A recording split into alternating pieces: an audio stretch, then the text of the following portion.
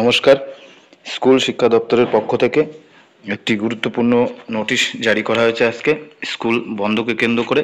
যে গতকাল আপনারা জানেন যে কলকাতা এবং তার পার্শ্ববর্তী জেলাগুলিতে প্রচণ্ড ভারী বৃষ্টির কারণে জলমগ্ন হয়ে পড়েছে বেশিরভাগ জায়গা, সরকারি প্রতিষ্ঠান, স্কুল প্রতিষ্ঠান সহ নানাবিধ যে পরিকাঠামো আছে সেই পরিকাঠামোগুলো জলমগ্ন। এই ঘটনাকে সামনে রেখে এবং আগামী 2 দিন আবহাওয়ার পূর্বাভাসকে সামনে রেখে 2 দিন স্কুল ছুটি ঘোষণা করা হয়েছে স্কুল শিক্ষা দপ্তরের পক্ষ থেকে। আগামী 24 তারিখ এবং 25 তারিখ 2 দিন স্কুল বন্ধ রাখার নির্দেশ দেওয়া হয়েছে।